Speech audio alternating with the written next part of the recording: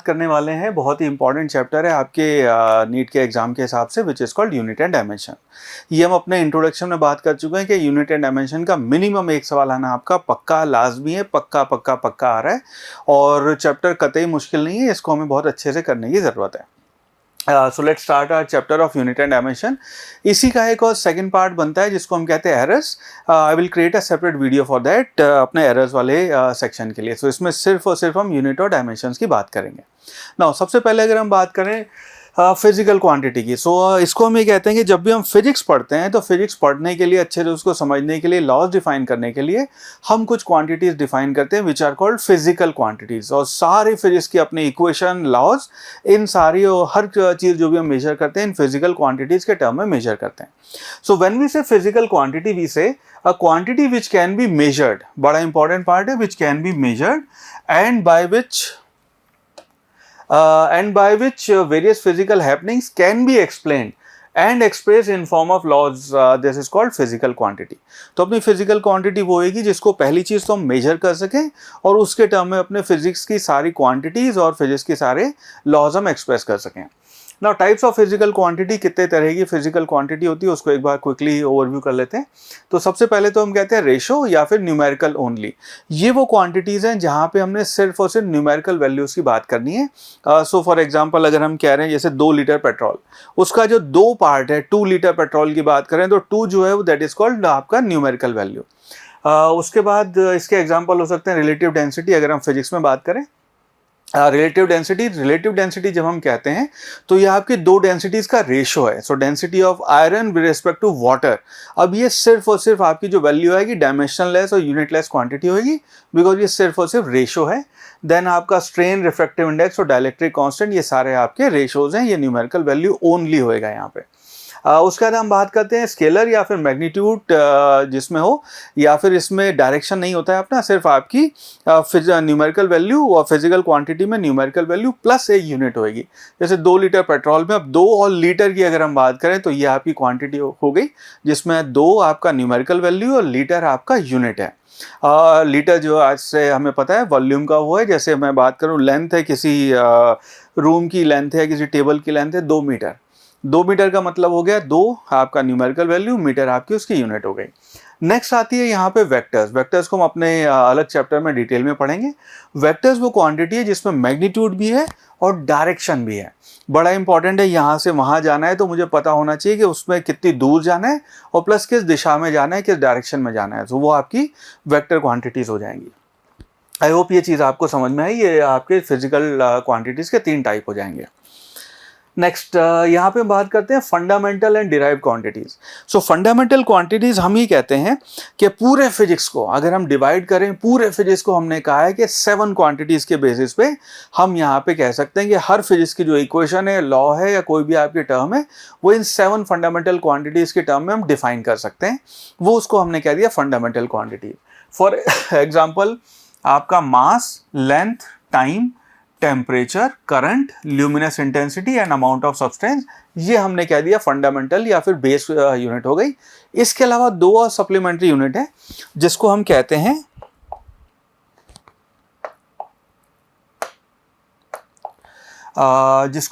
हैं radian and स्ट्रेडियन।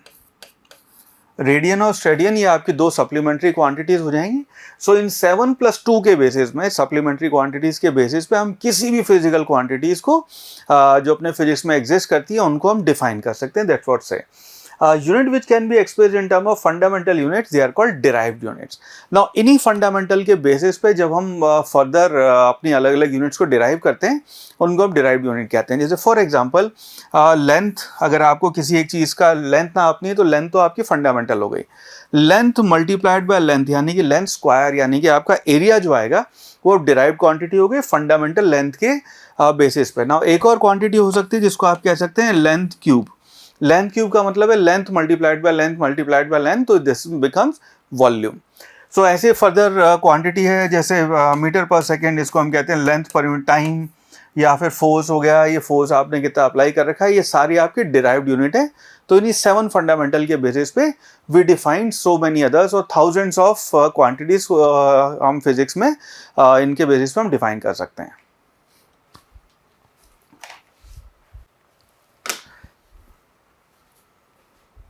Next यहाँ पे बात करते हैं हम सिस्टम ऑफ यूनिट्स की। सो ओवर द इयर्स अलग अलग कंट्रीज में, अलग अलग कल्चर्स में अलग अलग सिस्टम ऑफ यूनिट हम कंसिडर करते आए हैं। जैसे फॉर एग्जांपल एक आपका सिस्टम ऑफ यूनिट होता है जिसको आप कहते हैं CGS। CGS में लेंथ को हम सेंटीमीटर में नापते हैं, वेट जो भी आपका मास है उसको हम ग्राम में नापते हैं, और ऐसा आपका टाइम यूनिट हो गया। एक होता है आपका MKS सिस्टम। MKS में हम लेंथ जो उसको मीटर में नापते हैं, और आपका वजन जो हो गया है जिसको हम मास कहते हैं वो किलोग्राम में और सेकंड में हो गया।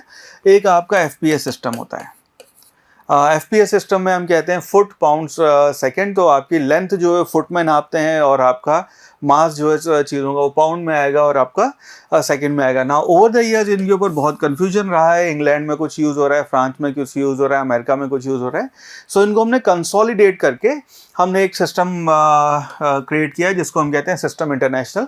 और ये आप पूरे फिजिक्स में this is what we try कि आपका पूरे ऑल ओवर द वर्ल्ड हर कंट्री में, not everybody does it, but हम इसको फॉलो करने की कोशिश करते हैं। तो ये अब एक स्टैंडर्ड बना दिया गया है। According to this standard, length को जो आपकी फंडामेंटल यूनिट है उसको हम नापेंगे मीटर में। सो सिस्टम इंटरनेशनल या SI यूनिट में हम लेंथ को मीटर में नापेंगे। सिमिलरली मास के लिए किलोग्राम, टाइम के लिए सेकेंड, करंट के लिए ampere, temperature kelvin, amount of substance mole, luminous intensity candela हो गया। ये हमारे SI यूनिट है। जैसे फॉर एग्जांपल टेम्परेचर है, टेम्परेचर हम डिग्री सेंटीग्रेड में नापते हैं, टेम्परेचर हम फ़ारेनहाइट में नापते हैं, और केल्विन में भी नापते हैं। तो एक हमें कोई सिस्टम यहाँ पे डिफाइन करना था, हमने यहाँ पे केल्विन को SI यूनिट डिफाइन कर दिया है। राइट। सो अब सारी कैलकुलेशन हमारी SI यूनिट के बेसिस पे होंगी। जितनी अपनी स्टैंडर्ड यूनिट्स हैं वो SI यूनिट के बेसिस पे डिफाइन की जाएंगी। सो ये कहलाता है अपना system of units.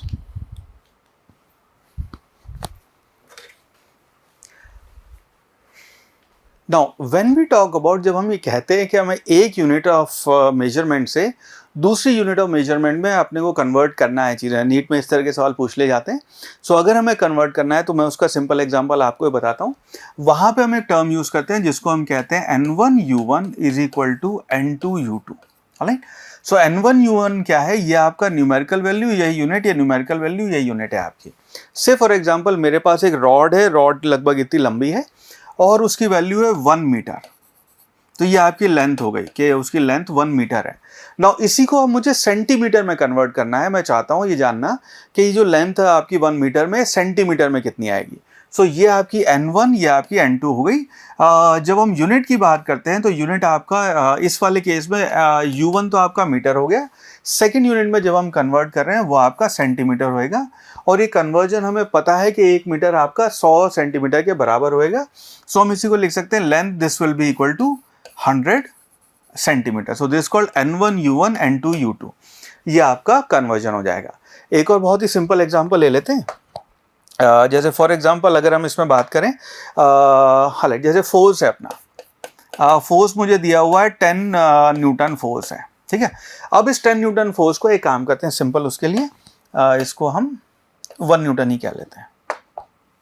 So 1 Newton force है। नाउ इस 1 न्यूटन फोर्स को ये अभी देखेंगे तो अपना SI यूनिट या फिर MKS में डिफाइंड है। So this in SI unit, और इसकी जो अगर हम यूनिट डिफाइन करेंगे सो जो आपका फोर्स है उसको हम लिखते हैं, force 1 newton will be equal to mass multiplied by acceleration. मैं आपके लिए बिल्कुल ही सिंपल तरीके से कर रहा हूँ इसको। This will be equal to mass 1 mass multiplied by acceleration को आप लिख सकते हैं 1 मीटर पर सेकेंड स्क्वायर। ये आपका एक काम और करते हैं, मास को भी यूनिट चेंज कर लेते हैं यहाँ पे। So let's call this kilogram.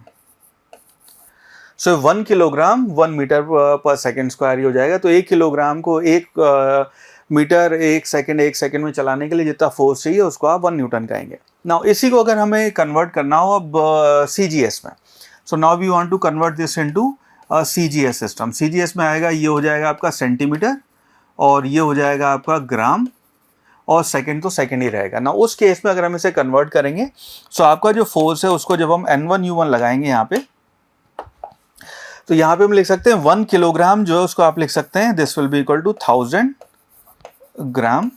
सो आपका 1 kilogram is equal to 1000 gram हो गया, multiplied by 1 metre. So 1 metre will be equal to 100 centimetre divided by second square. Now क्योंकि हमने सेकेंड की यूनिट चेंज नहीं की है MKS या SI में और ये CGS में सेकेंड ही था, सो वो सेम वैल्यू रहेगी।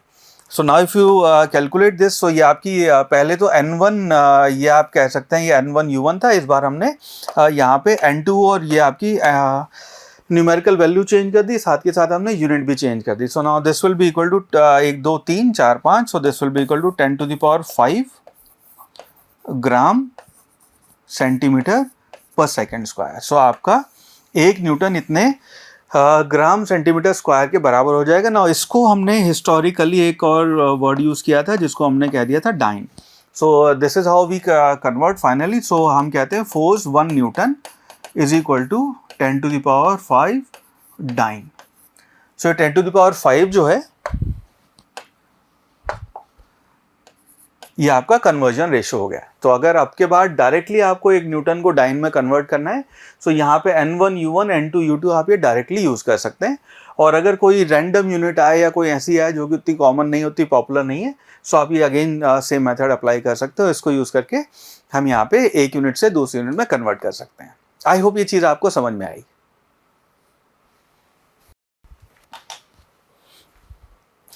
राइट, नेक्स्ट बात करते हैं डायमेंशनल एनालिसिस की. Now exam point of view से ये बहुत ही इंपॉर्टेंट कॉन्सेप्ट है हमारे नीट के एग्जाम के लिए, तो स्पेशली इस टॉपिक पे बहुत अच्छे से ध्यान देना.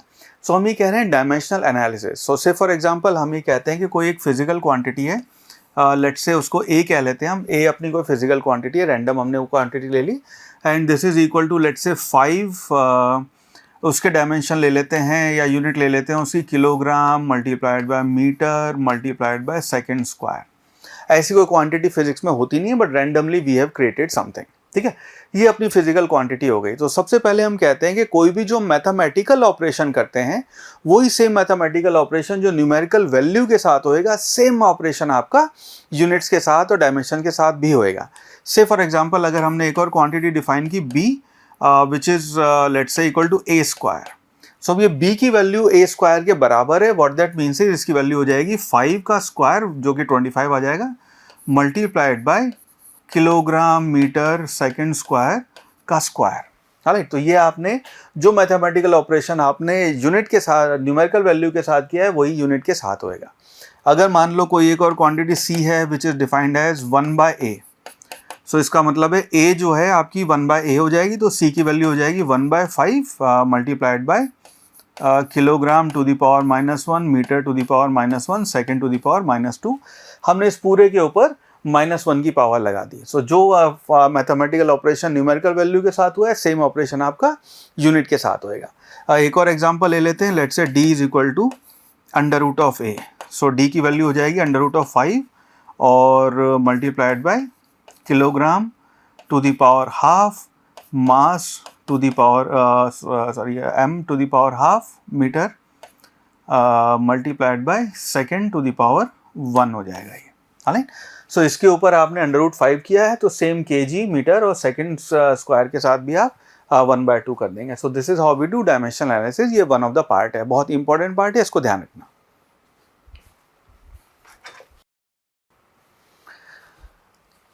राइट, नेक्स्ट इंपॉर्टेंट पार्ट आता है अपना डायमेंशनल एनालिसिस का, विच सेज कि अगर हम दो क्वांटिटीज़ को ऐड कर सकते हैं या सब्ट्रैक्ट कर सकते हैं, सो वो सिर्फ और सिर्फ तभी पॉसिबल है जब दोनों की यूनिट एंड डायमेंशन आपकी सेम हो. So what that means is how, अगर हम कह रहे हैं let's say c is equal to a plus b, ये दो quantities a plus b add करके आप c बना रहे हैं. सो उस केस में दोनों की जो क्वांटिटी है आपकी a और b, उनकी यूनिट्स और या फिर डायमेंशंस की जब हम बात करेंगे, so they have to be same, वो दोनों सेम होने चाहिए, तभी आप उनको प्लस या माइनस कर सकते हैं. अगर इनके डायमेंशन सेम नहीं है तो फिजिक्स में हम उनको ऐड या सब्ट्रैक्ट नहीं कर सकते. फॉर एग्जांपल हम 5 मीटर को 4 किलोग्राम में ऐड नहीं कर सकते, दोनों की यूनिट सेम होनी ज़रूरी है. राइट, नेक्स्ट चीज़ जो है आपकी यहाँ बड़ी इंपॉर्टेंट वो इंपॉर्टेंट रोल प्ले करती है आपके फिजिक्स के सवाल सॉल्व करने में, वो है कि हम कहते हैं डायमेंशनली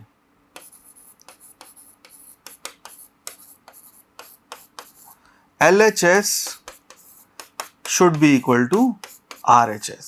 फिजिक्स में ऐसी कोई इक्वेशन नहीं है, ना है ना होगी, जो डायमेंशनली आपके लेफ्ट हैंड साइड के डायमेंशन और राइट हैंड साइड के डायमेंशन जिसके सेम ना हो. They have to be same. तो हर आपकी फिजिक्स में जो भी इक्वेशन बनेगी, जो भी physical quantities left hand side में राइट हैंड साइड में आएंगी, उनकी डायमेंशनल लेफ्ट हैंड साइड और राइट हैंड साइड की सेम होनी होगी. Right. So this is called dimensional analysis, ये इसके इंपॉर्टेंट पार्ट है, इनको ध्यान रखना, सवाल सॉल्व करने में बहुत हेल्प करते हैं हमारी।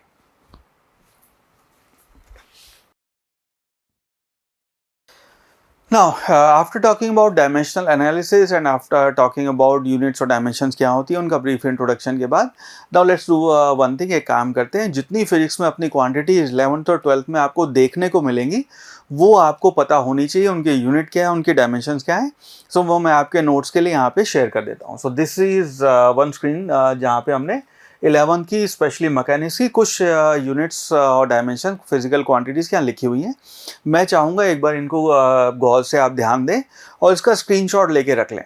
रेगुलर क्लास में तो मैं अपनी क्लास में ये सारी इक्वेशन अपने स्टूडेंट से डिराइव करवाता हूँ। शुरू में तो कहते हैं ये क्या कर रहे हैं, पर एट द सेम टाइम बात करने के बाद उन्हें कॉन्फिडेंस आ जाता है। ये पता सबको होता है कि ऐसा होता है, बट करता कोई नहीं है, और करता नहीं है, इस वजह से आपके नीट में नंबर चले आते हैं। जैसे 2019 में डायरेक्ट आपसे सवाल पूछा गया कि थर्मल कंडक्टिविटी का जो आपका कोएफिशिएंट होता है के, उसका आप डायमेंशन बता दें। 2020 में सवाल आया कि आप ये बता दें कि स्ट्रेस के डायमेंशन क्या होंगे। अगर वो डायमेंशन नहीं आते तो आप 4 नंबर जो कि बहुत आराम से आधे मिनट के अंदर अंदर आपको मिल सकते थे, वो छोड़ आते हैं, या उससे भी बुरा -1 कराते हैं, वो गड़बड़ हो जाती है।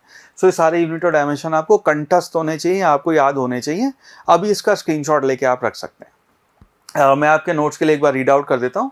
सो वेलोसिटी है, वेलोसिटी होगी आपकी मीटर पर सेकंड, इसकी यूनिट होगी। डायमेंशन इसकी हो जाएगी m0 l1 t to the power -1। Similarly आपकी physical quantities acceleration, momentum, impulse, force, pressure, kinetic energy. अच्छा, इसमें जो आपकी ये क्वांटिटीज है फोर्स और एनर्जी, इन दोनों को आपको अच्छे से याद रखना है, डायरेक्ट इसको सवाल सॉल्व करने में हेल्प करता है।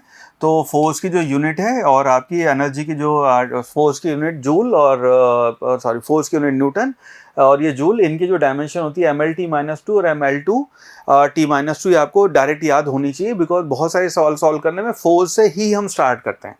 तो फोर्स का अगर आप या एनर्जी का डायमेंशन डिराइव करने लगेंगे तो एक्स्ट्रा टाइम लग जाएगा, तो इनको स्पेशली याद रखना है, याद आपको सारी होनी चाहिए वैसे।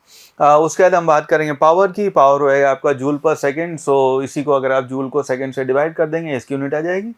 Then we have density, mass per unit volume, angular displacement, angular velocity, angular acceleration, moment of inertia, torque और एंगुलर मोमेंटम। ये सब आपको याद होने चाहिए, आपके पास कोई एक्सक्यूज नहीं होगा कि आपको क्यों नहीं आते। इसी के बाद फर्दर आगे बढ़ते हैं। सो इसमें हम बात करते हैं फोर्स कांस्टेंट, स्प्रिंग कांस्टेंट के, ग्रेविटेशनल कांस्टेंट जी। अगेन ये ग्रेविटेशनल कांस्टेंट जो ये आपके लिए बहुत ही इंपॉर्टेंट रोल प्ले करता है। फॉर सम रीज़न नीट के एग्जाम में ऐसा है कि ये सेम सवाल आपसे 11 बार पूछा जा चुका है। यूट्यूब चैनल पे मैंने अपने करीबन 45-48 साल के नीट के क्वेश्चन सॉल्व कर रखे हैं, और उसमें 11 बार आपसे पूछा गया है जी की या तो यूनिट बता दो या इसके डायमेंशन बता दो। तो 11 बार जो सवाल पूछा जा चुका है आपसे नीट में, डायरेक्टली आपको याद होना चाहिए वो, और इसको डिराइव करना भी ऑफकोर्स आपको आना चाहिए। उसके बाद हम बात करते हैं ग्रेविटेशनल फील्ड, जो कि आपका फोर्स पर यूनिट किलोग्राम हो जाएगा। Gravitation potential, surface tension, viscosity आपकी हो गया, coefficient of viscosity, surface energy. Notice करना यहाँ पे जो आपका stress, Young's modulus, bulk modulus, shear modulus और मॉडुलस ऑफ इलास्टिसिटी, ये सब की यूनिट आपकी न्यूटन पर मीटर स्क्वायर है। ये सारे आपके, अगेन इसको प्रेशर नहीं कहेंगे हम, न्यूटन पर मीटर स्क्वायर आपका प्रेशर या पास्कल भी होता है।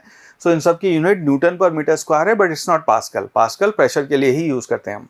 सो ये सब की यूनिट आपकी न्यूटन पर मीटर स्क्वायर है। और नोटिस करना उसका स्ट्रेन जो है और आपका पॉइजन रेशो जो है, ये आपसे डायरेक्ट पूछा जा चुका है। स्ट्रेन और पॉइजन रेशो जो है आपका डायमेंशनलेस क्वांटिटी है। ऑलराइट, चलो नेक्स्ट स्क्रीन है। नेक्स्ट स्क्रीन पे आगे बढ़ते हैं, थर्मल फिजिक्स देखते हैं। वहाँ पे हम बात करते हैं टेम्परेचर टी, उसकी यूनिट आपकी केल्विन है। केल्विन को हम अपना यूनिट और डायमेंशन डिफाइन करने के लिए, क्योंकि टी टेम्परेचर है, टी अगर आपका टी टाइम है, टी टेम्परेचर, कन्फ्यूजन ना हो, उसके लिए हम यहाँ पे थीटा वर्ड यूज़ कर रहे हैं, just for the conceptual clarity. Heat, specific heat, thermal capacity, thermal conductivity, जिसकी मैं अभी बात कर रहा था 2019 में डायरेक्टली आपसे ये पूछ लिया गया था। तो अगर आपको ये पता हो, वॉट पर मीटर पर केल्विन आपका थर्मल कंडक्टिविटी की यूनिट होती है, 4 नंबर डायरेक्ट आपके वहाँ पे आ जाते। Then we have latent heat, gas constant, Boltzmann constant, coefficient of thermal conductivity और Stefan constant, Wien's constant, Planck's constant, और ये आपके वीन्स लॉ वाले कांस्टेंट आ जाते हैं जो हम रियल गैस इक्वेशन के लिए यूज़ करते हैं। राइट, ये डायरेक्ट आपको पता होने चाहिए। नेक्स्ट अब क्लास 12th के उस पर चलते हैं। सो क्लास 12th में हम बात करते हैं electric charge, electric current, capacitance, permittivity of free space, dielectric constant notice करना, ये आपका यूनिटलेस क्वांटिटी है। रेजिस्टेंस, ये आपसे एम्स के एग्जाम में और नीट के एग्जाम में डायरेक्टली पूछा जा चुका है कि रेजिस्टेंस के यूनिट बताओ या उसके डायमेंशन बताओ। तो यूनिट इसका वोल्ट पर मीटर या फिर ओम हो जाएगा, और ये आपके डायमेंशन है। अगर आपने ध्यान दिया हुआ है, नोटिस किया हुआ है, खुद डिराइव किया हुआ है, तो 4 नंबर बहुत आराम से आ जाएंगे। देन वी हैव रेजिस्टेंस का, अगर हम रेसिप्रोकल ले लेंगे उसको हम कंडक्टेंस बोलते हैं, और स्पेसिफिक रेजिस्टेंस या रेजिस्टिविटी है उसका रेसिप्रोकल ले लेंगे उसको हम कंडक्टिविटी कहते हैं। सो ये आपके डायमेंशन है, डायपोल मोमेंट, पोटेंशियल, फ्लक्स वगैरह, इनका स्क्रीनशॉट लेके अपने नोट्स के लिए रख लीजिए, बहुत काम आते हैं ये। नेक्स्ट मैग्नेटिज्म वाली दुनिया में चलें तो हम बात करते हैं यहाँ पे परमेबिलिटी ऑफ फ्री स्पेस, आपका self inductance, magnetic flux, magnetic induction B और मैग्नेटिक इंटेंसिटी एच। नोटिस करना है इन दोनों के डायमेंशन सेम नहीं है, दोनों के डायमेंशन अलग अलग है, ये आपको पता होना चाहिए। और मैग्नेटिक मोमेंट और आपका रेडबर्ग कांस्टेंट, ये आपके इनके डायमेंशन आपको पता होंगे, तो एग्जाम हॉल में बहुत ज़्यादा यूजफुल होएगा आपके लिए।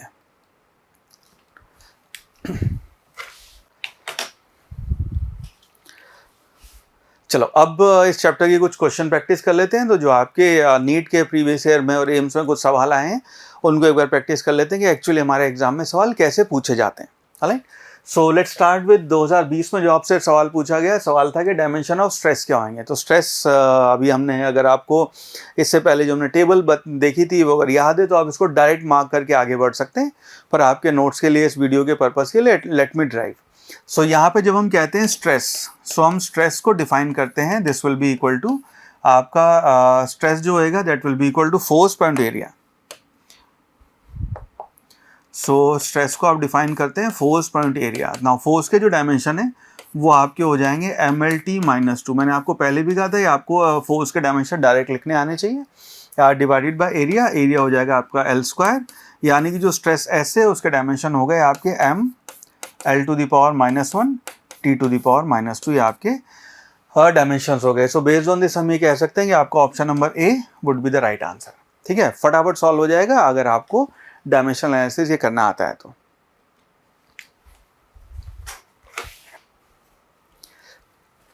नेक्स्ट क्वेश्चन 2019 में सवाल पूछा गया हमसे, सवाल है यूनिट ऑफ थर्मल कंडक्टिविटी क्या होएगा। नाउ अगर तो आपको टेबल याद है आप इसका डायरेक्ट आंसर कर सकते हैं, पर लेट अस से हम इसको डिराइव करना चाहें। सो थर्मल कंडक्टिविटी, अगर हमें अपना हीट ट्रांसफ़र का चैप्टर अगर याद है तो वहाँ पे हम लिखते हैं dQ/dt is equal to KA multiplied by DT/dL। So rate of transfer of heat आपका, K आपका थर्मल कंडक्टिविटी है, A आपका एरिया है और ये टेम्परेचर ग्रेडियंट है।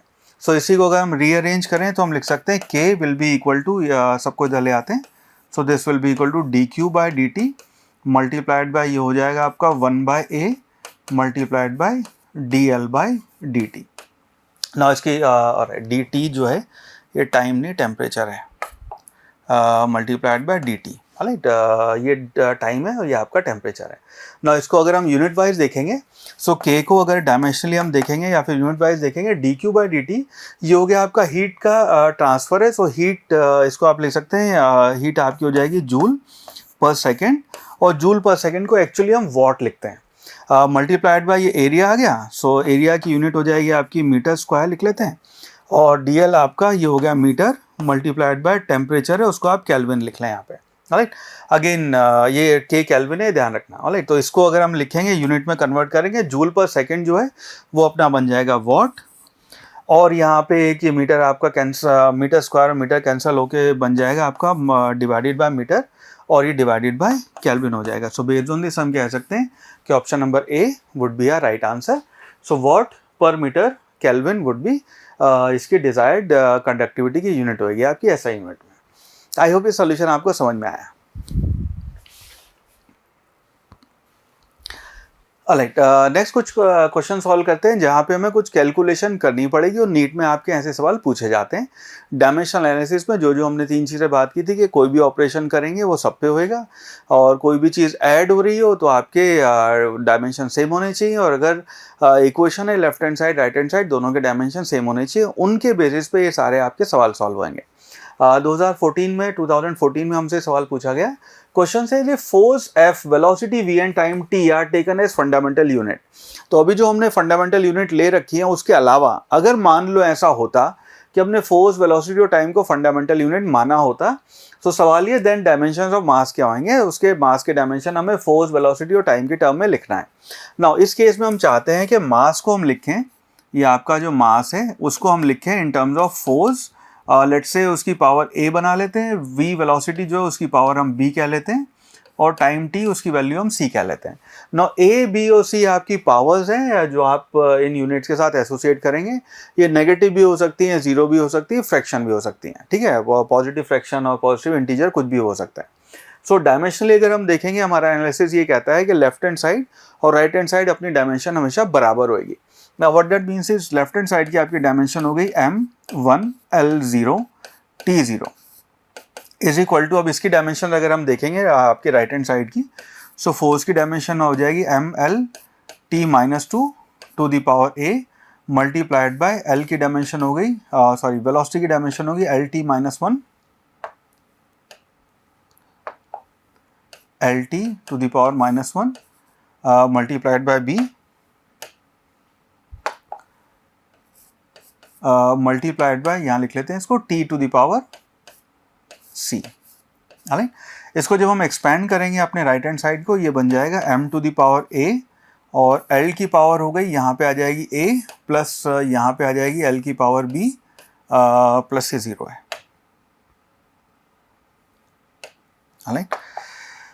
मल्टीप्लाइड बाय t की पावर यहाँ पे हो गई -2a, यहाँ पे आ गई -b और ये आ गया +c। Now left hand side की अगर डायमेंशन देखेंगे, ये हो गया m to the power 1 l to the power 0 और t to the power 0। Now left और राइट दोनों की डायमेंशन आपकी सेम होनी चाहिए। इसका मतलब ये है कि अगर हम m की पावर कंपेयर करेंगे, विच इम्प्लाइज a की जो वैल्यू है वो आपकी 1 आ गई, बिकॉज लेफ्ट और राइट आपके डायमेंशनली बराबर होना चाहिए।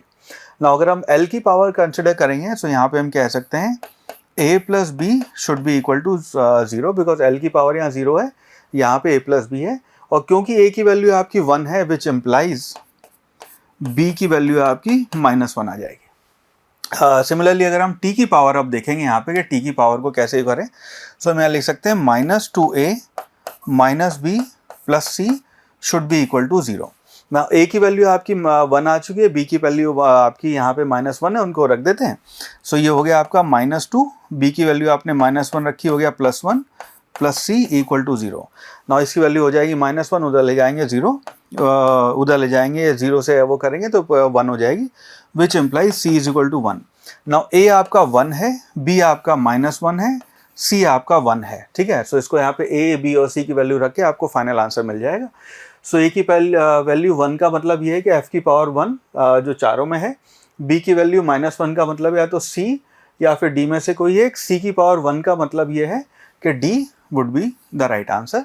सो f -1 एंड t ये अपनी डिजायर्ड मास की डायमेंशन हो जाएंगी इस नई सिस्टम ऑफ यूनिट में।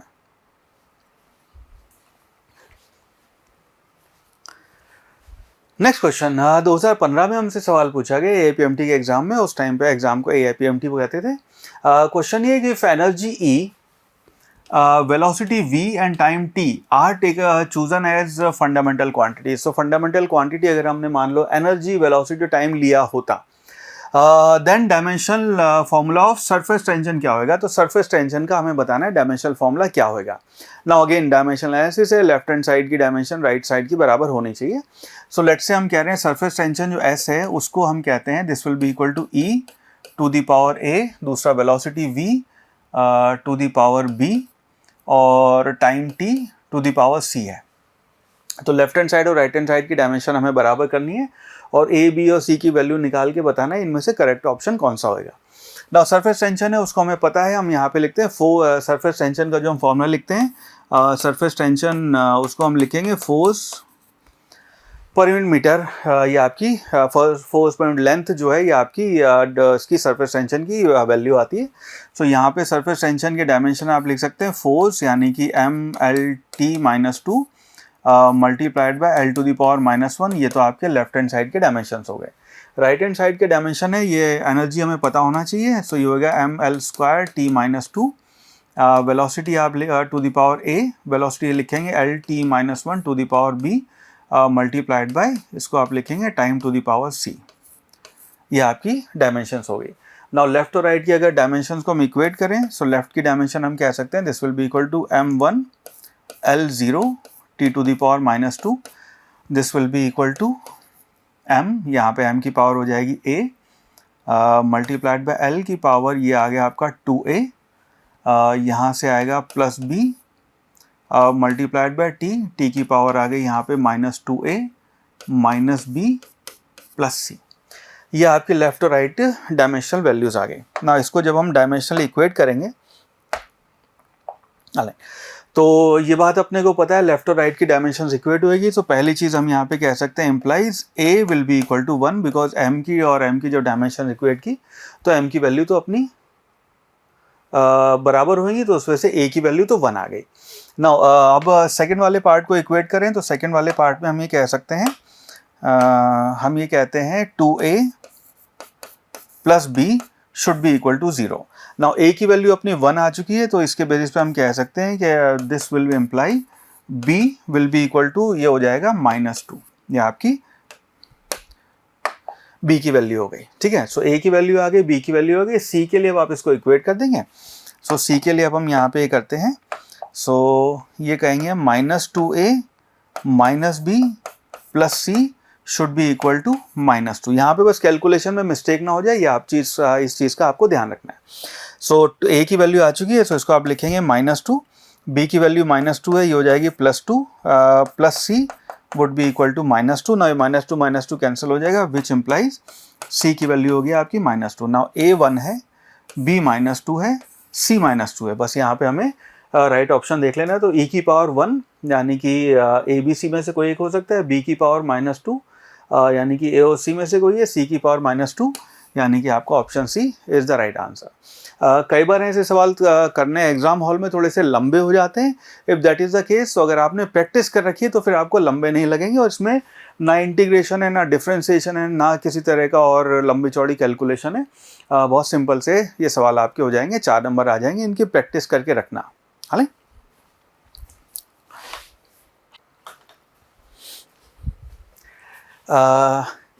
नेक्स्ट क्वेश्चन 2011 में हमसे सवाल पूछा गया, the density of material in CGS system of unit is 4 ग्राम पर सेंटीमीटर क्यूब। ये अपनी डेंसिटी सीजीएस सिस्टम में दे रखी है। Now in a new system of unit in which हमें दिया हुआ unit of length is 10 centimetre, तो यहाँ पे जो 10 सेंटीमीटर अपनी लेंथ होगी उसको हमने कोई एल डैश नाम दे दिया, ठीक है। And unit of mass is 100 ग्राम, तो 100 ग्राम आपका कोई नई यूनिट हमने बना दी है। सवाल है इस नई यूनिट में डेंसिटी का वैल्यू का वो मेजरमेंट, उसके न्यूमेरिकल वैल्यू क्या होगी। ना यहाँ पे हम जो यूज़ करेंगे, हम उसको लिखते हैं n1u1 is equal to n2u2, एक न्यूमेरिकल वैल्यू मल्टीप्लाइड बाय उसकी unit multiplied by will be same as numerical value multiplied by unit in a different system. तो अपने को ये आपकी डेंसिटी जो है उसको दिया हुआ है 4 ग्राम पर सेंटीमीटर क्यूब, ये आपका एक यूनिट में है। तो ये आपकी न्यूमेरिकल वैल्यू है, ये यूनिट है। नए सिस्टम में इसकी वैल्यू हो जाएगी n2 मल्टीप्लाइड बाय जो इसकी यूनिट होएगी। नाउ इस केस में यूनिट आपकी ग्राम पर सेंटीमीटर है, क्योंकि उसको हमने चेंज कर दिया है। सो इस ग्राम को हम यहाँ पे लिख सकते हैं 100 ग्राम 100 जी डैश डिवाइडेड बाय आपका सेंटीमीटर क्यूब, उसको हमने चेंज कर दिया है 10 सी डैश का क्यूब। सो इन दोनों को अगर हम इक्वेट करेंगे, सो n2 जो है उसकी वैल्यू आ जाएगी 4 मल्टीप्लाइड बाय 10 का क्यूब डिवाइडेड बाय 100। सो इधर मल्टीप्लाई हो गया, इससे डिवाइड हो गया, n2 की आपकी वैल्यू आ जाएगी। इसको जब हम सॉल्व करेंगे तो ये ऊपर बनेगा 1000 डिवाइड बाय 100 होकर 10 बचेगा, यानी कि n2 की जो वैल्यू है, जो नई यूनिट में न्यूमेरिकल वैल्यू आपकी डेंसिटी की आएगी, that will be 40। Hence option number B 40 would be the right answer. I hope ये सोल्यूशन आपको समझ में आया।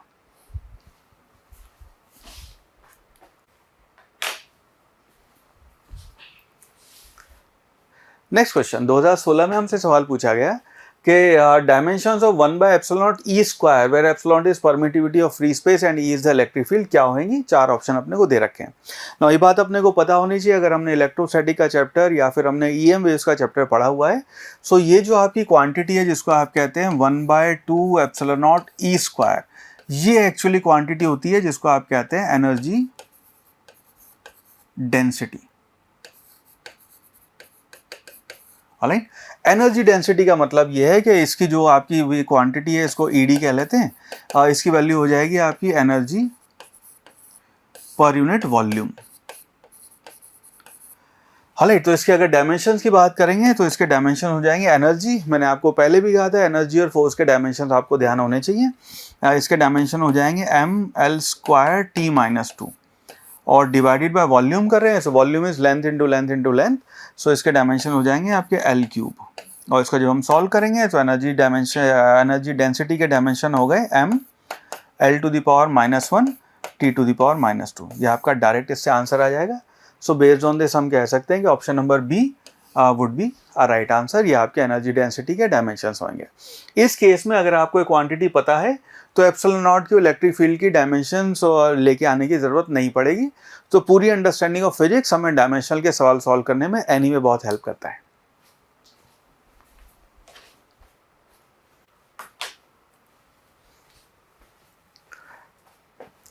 Next question say dimensions of mu naught epsilon to the power -1/2 क्या होंगे। नाउ ये बात अपने को पता है कि हम इलेक्ट्रोमैग्नेटिक वेव के चैप्टर में, ईएम वेव्स के चैप्टर में पढ़ते हैं। मैं इसको जब हम पढ़ेंगे इलेक्ट्रोस्टैटिक, जब हम पढ़ेंगे रे ऑप्टिक्स, जब हम पढ़ेंगे मैग्नेटिज्म, एमईसी, तो तीनों चैप्टर में भी मैं एक बार इसको रिवाइज करवाता हूँ। बहुत इंपॉर्टेंट ये चीज़ आपको पता होना है कि हम यहाँ पे कहते हैं speed of light c that will be equal to √ऑफ म्यू नॉट एप्सिलॉन नॉट। तो ये जब हमसे पूछा जा रहा है इसकी डायमेंशंस क्या होंगी, सो इसकी डायमेंशन इज नथिंग बट जो आपकी स्पीड ऑफ लाइट की डायमेंशन होगी। और स्पीड ऑफ लाइट की जब हम बात करते हैं उसकी डायमेंशन LT-1 होता है। ये आपकी किसी भी स्पीड या वेलोसिटी के डायमेंशन होंगे। So based on this option number B would be a right answer.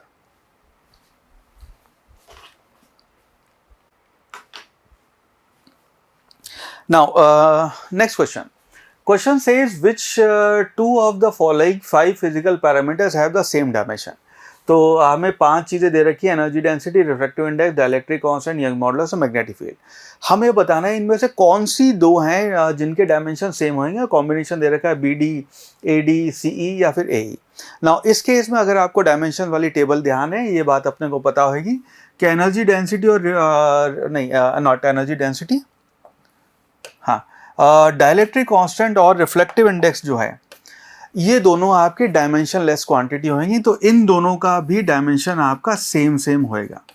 लेकिन इंटरेस्टिंग पार्ट इस सवाल के बारे में है कि बी और सी आपके 4 ऑप्शन में है ही नहीं। तो आप सवाल पूछा है which two of the following have the same dimension, answer आपका बी सी भी हो सकता है। लेकिन क्योंकि नीट का एग्जाम है यहाँ पे सिंगल करेक्ट आता है तो बी और सी आपको दिया ही नहीं हुआ है। सो ये आप चूज कर नहीं सकते। अब हमें यहाँ पे चेक करना पड़ेगा यंग मॉडुलस, एनर्जी डेंसिटी और मैग्नेटिक फील्ड की डायमेंशन। नाउ एनर्जी डेंसिटी की डायमेंशंस अगर आप देखेंगे तो पहली जो क्वांटिटी आपकी ए, उसे आपको लिखेंगे एनर्जी डेंसिटी यानी कि एनर्जी पर यूनिट वॉल्यूम। एनर्जी हो गया आपका ml2t-2 डिवाइडेड बाय L3 और इसके डायमेंशन जो है ये हो जाएंगे ml⁻⁻1 t⁻⁻2। ये आपके एनर्जी डेंसिटी के डायमेंशंस आ गए। यंग्स मॉडुलस के डायमेंशन देखेंगे, जो आपकी क्वांटिटी डी है वो यंग्स मॉडुलस के डायमेंशन होते हैं आपके न्यूटन पर मीटर स्क्वायर। न्यूटन पर मीटर स्क्वायर ये आपकी यूनिट होती है उसकी। न्यूटन होएगा आपका ml⁻2 divided by metre square यानी कि L2 यानी कि हो गया ml-1 t-2। नोटिस करेंगे तो इसके और इसके दोनों के डायमेंशन आपके सेम हो गए। हेंस एनर्जी डेंसिटी और यंग्स मॉडुलस इनके सेम डायमेंशन है। तो AD would be a right answer. 4 option देखेंगे तो option number C AD would be a right answer. ना एक चीज़ आपको मार्क करते हुए ध्यान रखना है, यहाँ पे हमने देखा AD दिमाग में AD चलता है। लोग बहुत बार O मार्क करते हुए A या D मार्क कराते हैं और आपका सब कुछ सही करने के बाद भी आंसर गलत आ सकता है और -1 हो जाएगा। सो ध्यान रखना A और D ऑप्शन यहाँ पे जो है वो आपका C एक्चुअली करेक्ट ऑप्शन होगा, तो इसको ध्यान रखना। So C, A and D would be our right choice for this particular problem.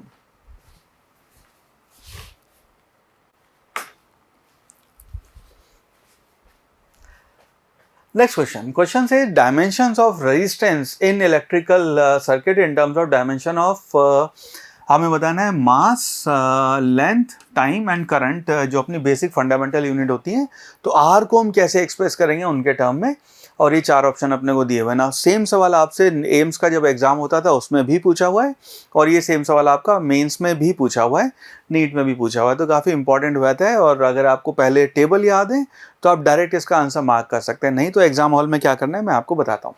सो यहाँ पे हम लिखेंगे रेजिस्टेंस, ओम्स लॉ को यूज़ करेंगे तो हम लिख सकते हैं R will be equal to, और ओम्स लॉ कहता है V is equal to I R, यानी कि resistance R will be equal to V by I. तो एक तो आई डायरेक्ट आ गया, आई के टर्म में ही अपने को यहाँ पे रेजिस्टेंस के डायमेंशन बताने हैं ना। वी जो है, वी होता है वोल्ट। वोल्ट को अगर आप देखोगे तो वोल्ट को हम कन्वर्ट कर सकते हैं यहाँ पे, हम ही कहते हैं कि कोई पार्टिकल है उसको आपने मान लो वी वोल्ट से एक्सेलरेट किया है, तो उसकी जो एनर्जी आ जाएगी उसके अंदर, that will be equal to Q V, right. Q V आपकी उसकी एनर्जी हो जाएगी, कितनी एनर्जी हमने उसको प्रोवाइड की है अगर हमने क्यू चार्ज को यहाँ से भेजा है तो, ठीक है।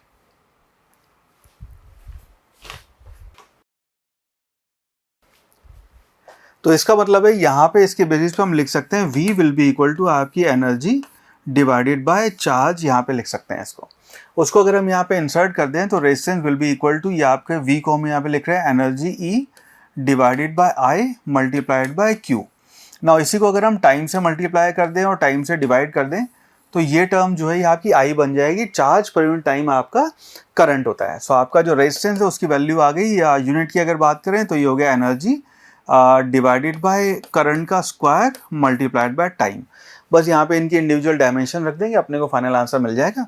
सो इसकी डायमेंशन, एनर्जी की डायमेंशन होती है ml square t minus 2 divided by I square dimensionally multiplied by यहाँ पे t आ जाएगा। सो r की फाइनल डायमेंशन हो गई ml2 t माइनस 3 आई माइनस 2, ये आपकी r की फाइनल डायमेंशन हो गई। बस यहाँ पे ऑप्शन देख लेते हैं कौन सा सही है, तो ml स्क्वायर t माइनस 3 और I minus 2, that means option number D would be our final right answer. I hope ये चीज़ें आपको समझ में आई, और यूनिट डायमेंशन का चैप्टर जो है बहुत ही आसान चैप्टर है, इसको प्रैक्टिस कीजिएगा, एक सवाल इसमें से पक्का आ रहा है। चलो, I wish you all the best.